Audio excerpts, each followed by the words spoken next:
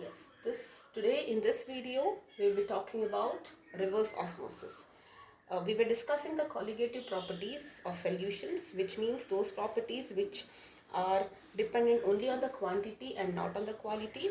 We discussed reduction in the relative reduction of the vapor pressure, elevation in the boiling point, depression in the freezing point, and next is osmotic pressure.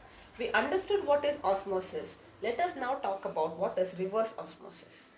Okay, now see, what is osmosis? First, let us understand that. There is a semi-permeable membrane. Okay, let me say this is your semi-permeable membrane. This is a concentrated solution and this is a dilute solution. Now, salt from here cannot go because there is a semi-permeable membrane. So, what will happen? Water will flow in this direction. Correct?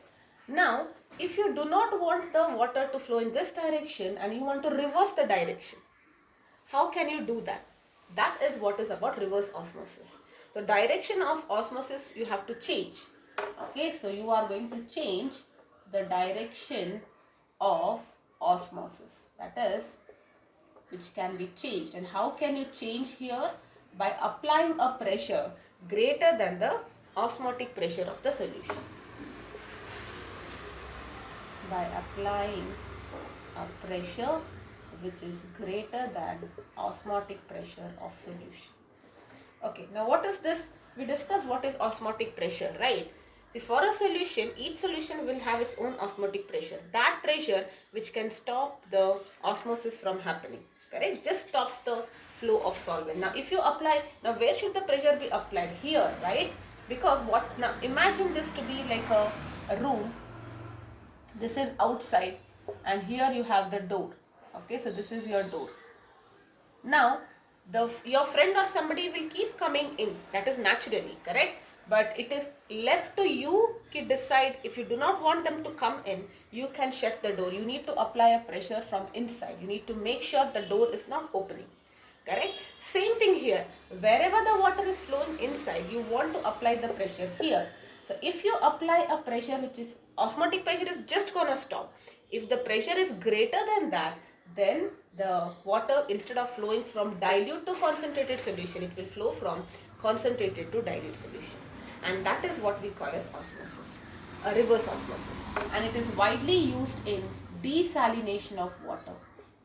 So in countries like Gulf and all that, there is shortage of fresh water, like in UAE and all that. So what they do, they take, this is fresh water, okay, wherein the salt is less, and this is saline water.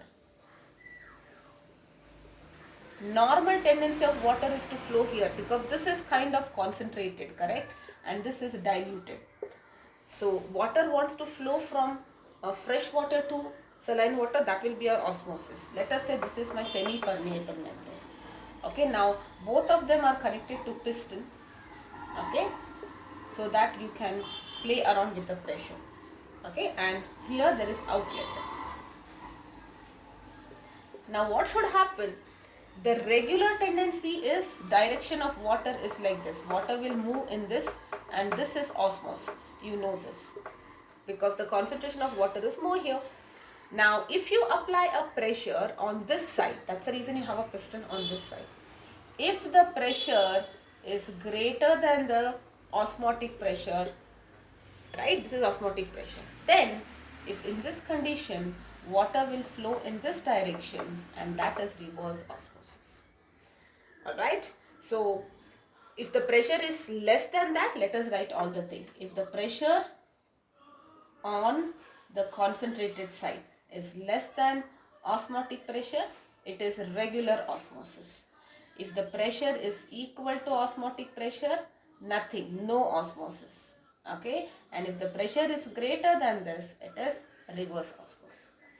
And this is used in the separation of salt from water, and like I told you, in countries where there is the lack of fresh water, so you will have to purify the sea or ocean water, and this is the technique. So water will flow in this direction and you are collecting fresh water, and there is an outlet through which you can pump it and collect it and supply. Alright, yes. Now let us do 2 questions based on this, and then we can go to the last topic, that is abnormal molar mass.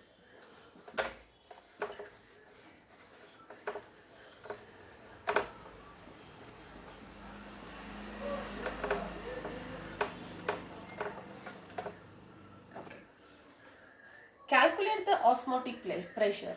So you have to calculate the osmotic pressure in pascals. That's what is given in the question. Exerted by a solution. Okay, by a solution prepared by dissolving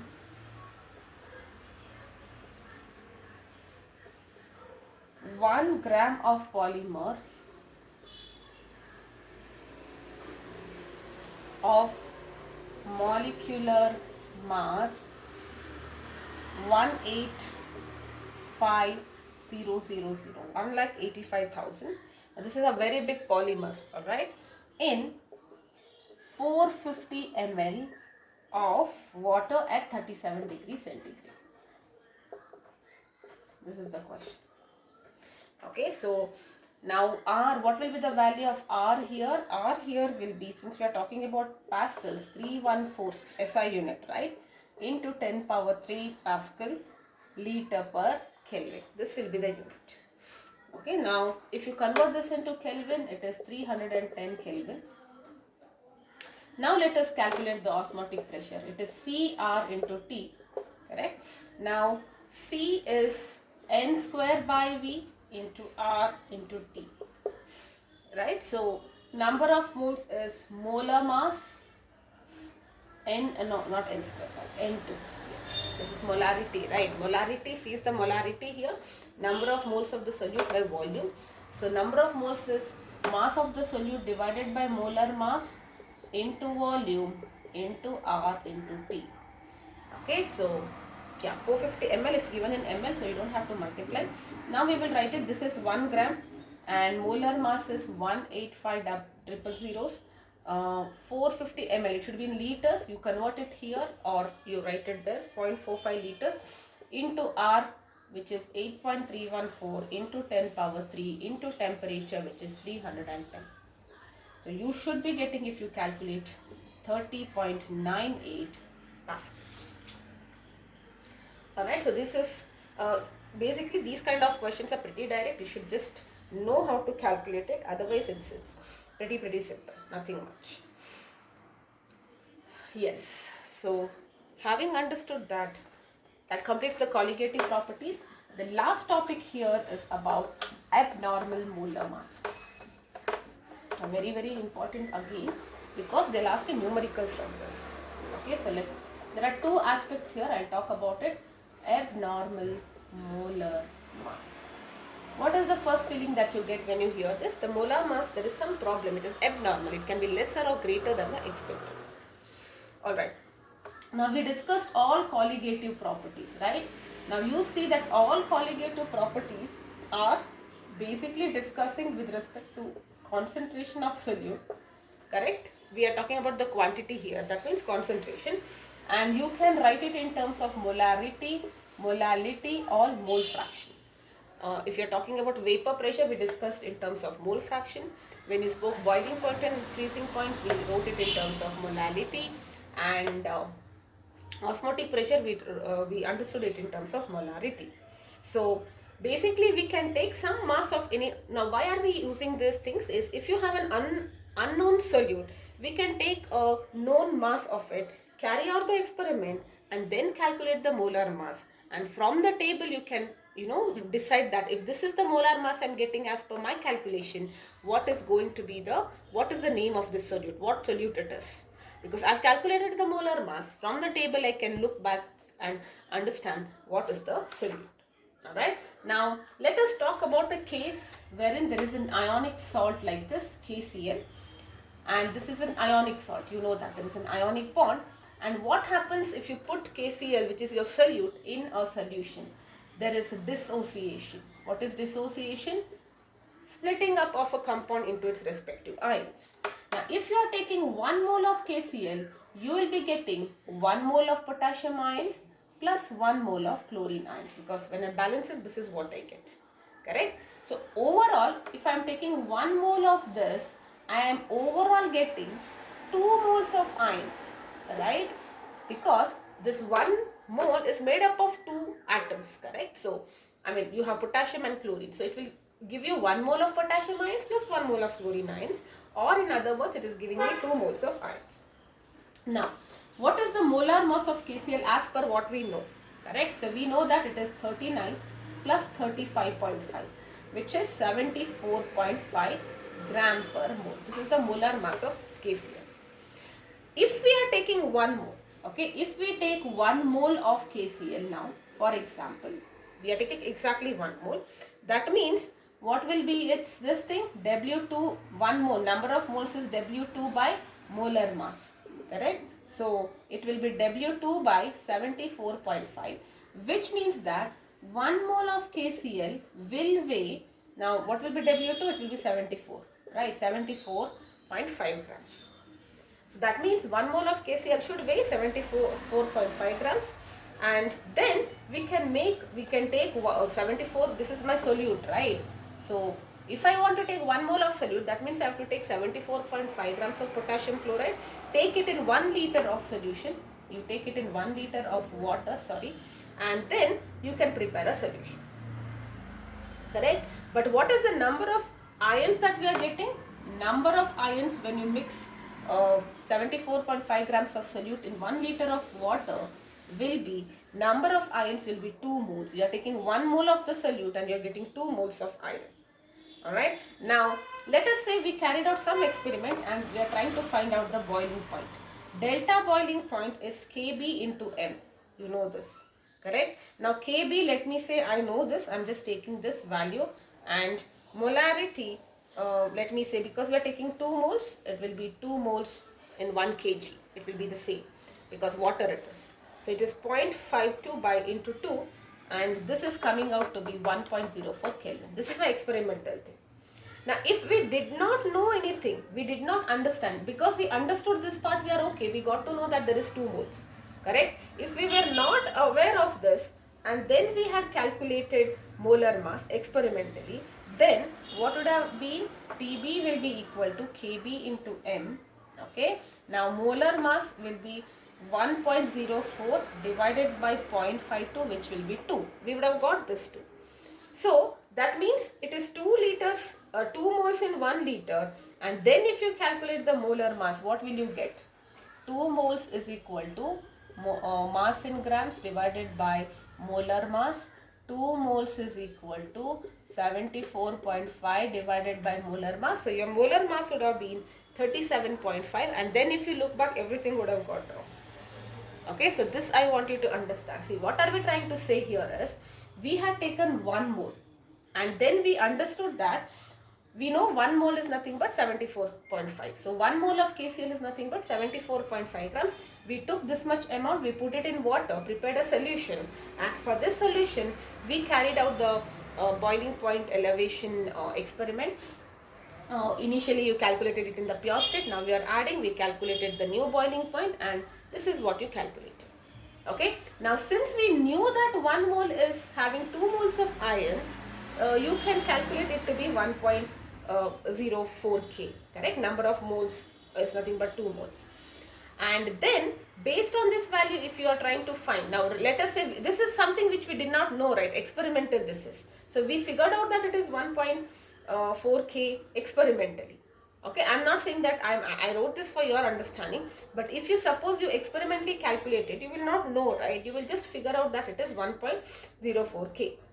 And Kb is constant. So in that case, you will feel that molality is 2. And if the molality is 2, then how will you calculate the number of moles? Number of moles will be 2 moles. Mass, molar mass you can calculate. You will get it as 39.5, which is going to be wrong. 37 point something, which is going to be wrong. Okay, the reason is because we understood that, we have taken 1 mole, but it is giving me 2 moles. So we directly did this without knowing the fact that, it is 2 moles. Solute is only 1 mole. I am getting 2 moles of ions, right? So that was the thing. And what is molarity? Number of solute particles. And that should be 1 mole. So experimentally if you are calculating, you are getting 2 here, and based on that if you calculate, you are getting 37.5, which is wrong. And the same is the case when it is doubled. Okay, if the number of moles are doubling, you can see that from 1 mole, if you are getting 2 moles, there is doubling in the number of moles of ions, the molecular mass will be halved. So in the case of dissociation, if 1 mole is giving you 2 moles, then calculation wise molar mass will be halved. Okay, so this is the case in the case of dissociation. Let us talk about what is happening in the case of association. Association is the reverse phenomenon. Now, theory they will not ask you, but this is just for your understanding. They'll ask you numericals. Okay, so association is when, like for example, if you're taking acetic acid in benzene, here association happens. Association is 2 molecules merging to form 1 molecule.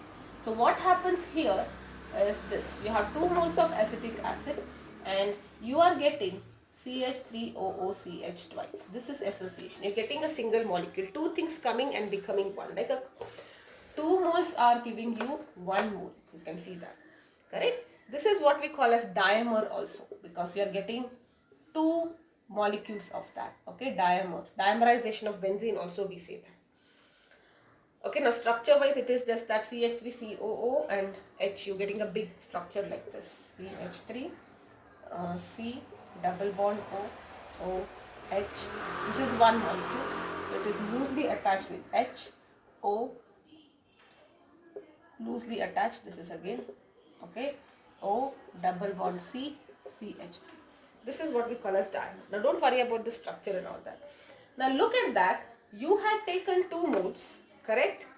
And you are getting 1 mole, correct? So if you are taking 1 mole of acetic acid, you will get 0.5 mole of dimer, correct?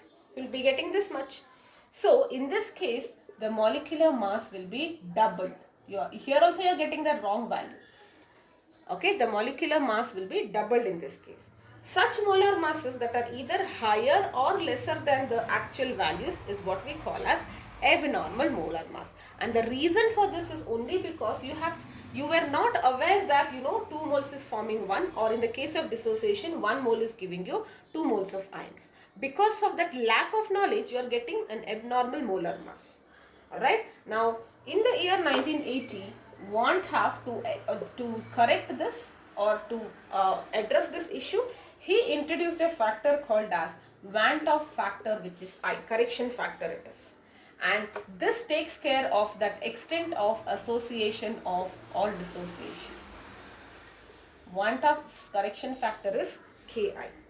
Alright, now if you are taking a weak electrolyte, 1 mole. Now, if you are taking, now we have taken a strong electrolyte like KCl, right? 1 mole might even give you not just 2 moles, maybe 0.5 moles or 0.3 moles or whatever, depending on that. Alright, now this correction factor, what is this? This is basically normal molar mass divided by abnormal molar mass. Like in the case of potassium, it is this much divided by 37.5, which is going out to be 2. Okay, which is, now what is this? This is from the formula, normal, and abnormal whatever you are getting is from the experiment. You will understand when I am doing a question. Okay, which is also equal to observed colligative properties divided by calculated colligative properties. Okay, now observed is actual thing and calculated is experimental. Please don't get confused. Okay, and also it is equal to number of moles after dissociation, number of moles after dissociation or association divided by number of moles before. And this is the thing that we are going to use in numericals a lot. So total, how do you calculate I? This formula we use. Number of moles after dissociation, what is it? Divided by total number of moles before dissociation. And in each of the following, like for example, if you are talking about this, you had this formula, correct? You just have to multiply by I and we get it. Alright, so we will do a quick question on this, you will understand what it is. Now, the only thing you have to understand is one Tufts correction factor needs to be added, and that will take care of this abnormality. And what is this? Normal by abnormal. Normal is what we calculate using formula, it should be correct. Abnormal is the experimental, because experimental we will not know, right, how much it is giving you and all that. Divided by is equal to observed by calculated. Alright, you will understand this in the questions, which is also equal to number of moles after and number of moles before. So quickly let us do one or two questions and you will be very clear about what I am trying to say here.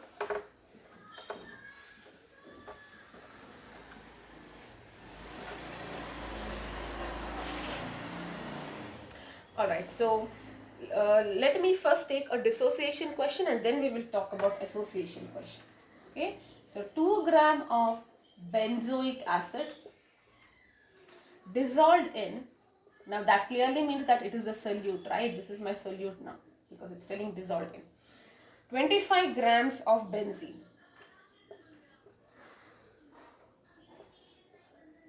shows a depression in freezing point. Because you are adding a solute, shows a depression in freezing point, that is depression of 1.62 Kelvin. Kf, the depression point constant is given to you, that is Kf of benzene as pure solvent. No, this is the depression point constant, 4.9 Kelvin per kg per mole. Okay, Kelvin kg per mole, it is not per, yes. What is the percentage dissociation of acid? What is the percentage dissociation of this benzoic acid? That means how much, what is the extent of dissociation if it forms diamine?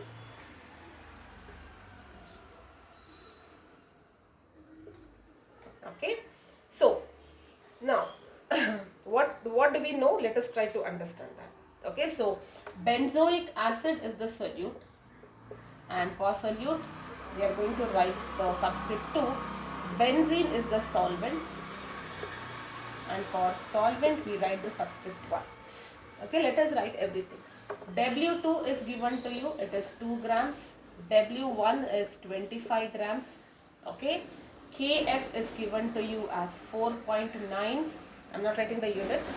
Now let us calculate delta Tf, because that is what it talks about, right? It is equal to I into, maybe I we can take this later. Alright, so let us try to first calculate the depression in freezing point and then let us consider this factor. Okay, so delta, no, regular ones, it is Kf into M, correct? Now Kf is given to you, what is that? Kf is 4.9 into molality, mass of the solute by mass of the solvent, the mass of the solute, so number of moles of solute it is, so mass in grams by molar mass into mass of the solvent, which is W1 into 1000 if it is in grams, right? So this is 4.9, W2 is, this is nothing but the definition of molality, don't get confused. Number of moles of solute by mass of the solvent in kg, I have just written it here so that we don't have to calculate it separately.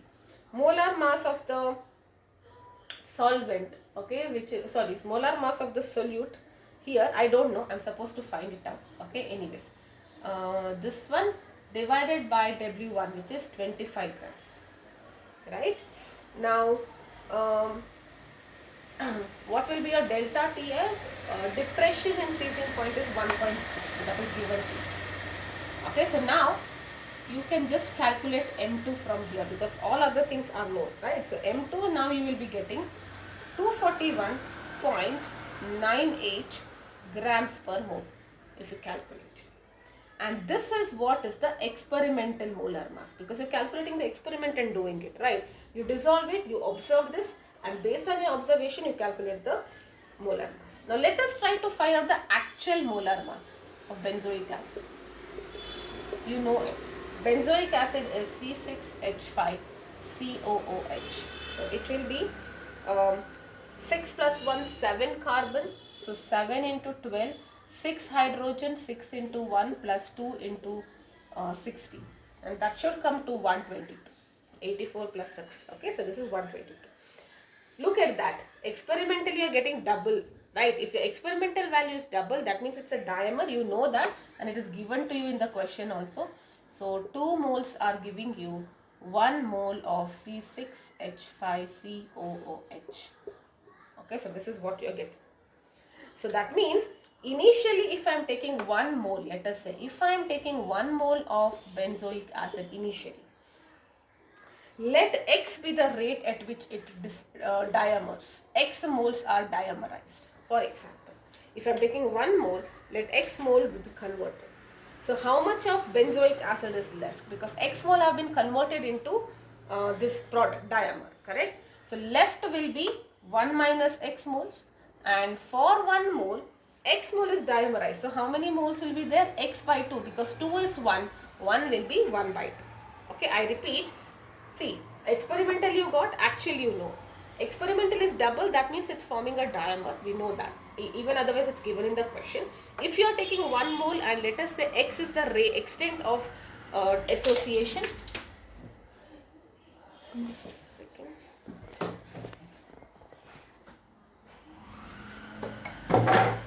X is the extent of association. Then X is the extent of that association. Then if we are taking 1 mole, what remains is after association 1 minus X, and X by 2 will be converted. So what is the total moles now? Total moles of solute. You have these many moles which are in the form of benzoic acid plus these many moles which have formed a dimer. So it is 1 minus X by 2. This is the total moles of solute. Right? So now, if I try to find out I factor here, what will be I? Total moles before the solute. Now, won't it be 1 minus X by 2 here? This itself is this I, right? Because, and that should be equal to, because what is your I? Number of moles of solute in the solution. That is your I, correct? I is the nothing but the total number of moles of solute in the solution. So you have carried out a solution. What is the final number of moles? That itself is I. And we have calculated the total number of moles of solute, which is partly benzoic acid but partly which has been dimerized. So this itself is I. And you also know I as normal molar mass by abnormal molar mass. Correct? So 1 minus X by 2 is 122 by 241.98.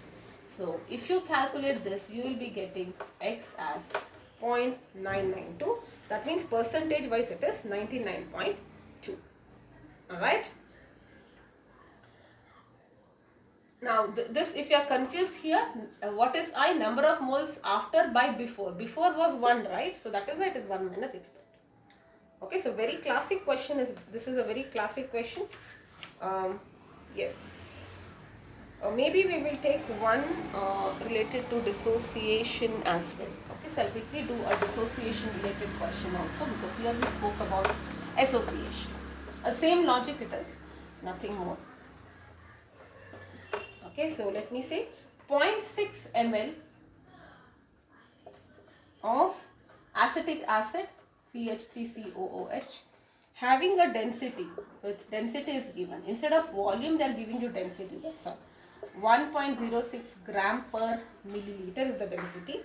Is dissolved in 1 liter water. This is the solute and water is the solvent. Okay, 1 liter water, which is your solvent.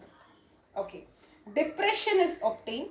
The depression in the freezing point. Again, the same colligative property. It is 0.0205 centigrade. Calculate I and the dissociation constant. Okay, you have to find the dissociation constant Ka. Kf is given to you. Kf is 1.86 kilo kg per mole. Okay, you have to find I, which is the Van 't Hoff factor, and Ka, which is the extent of dissociation or association. What in this case it's dissociation. All right. Now, solute is acetic acid. This is very clear. So this is solute. So W2, do I know W2? I'm supposed to find it out anyways. Yes. So ml is given to me, right? So let me say ml is what? V2. V2 is 0.6 ml. This is the volume. V1 is 1 liter, so it is 1000 ml. 1 liter, I will write it for you. Density of this is given to me 1.06, correct, and TF is given to me delta TF, delta TF, which is depression thing, correct, 0.0205. This is given to me. Molar mass of acetic acid will be, I'll just write it, 60 gram per mole. Just calculate it, 2 carbon, 4 hydrogen and 2 oxygen. Okay. Now let us find out experimentally what is this, right? This is this. So your delta is 0.0205, Kf is 1.86, which is given to me. Number of moles of the solute by molar mass into mass of the solvent into 1000. Okay, so yes, this will be moles of solute in grams. Well, where is W2? Oh, W2 I have to calculate here. So you can just write it in terms of volumes, because 0.6306. Let me calculate W2 here. That is density into volume, because density is mass by volume. So 0.6 into 1.06, you will get it as 0.636. So that is my W2, 0.636, divided by M2, which I am supposed to calculate, into 100. 1 liter in grams is 1000 grams. Alright, or you can write it as 1 kg directly, however it is. So now if you calculate for M2, you will be getting M2 as, just a second, 57.5. This is the molar mass, gram per mole. This is again experimental, abnormal it is, whatever you are calculating. And you know I is normal by abnormal, correct? Normal molar mass is 60, we just calculated it, normal. Abnormal is 57.7. So this comes out to be 1.041. Okay.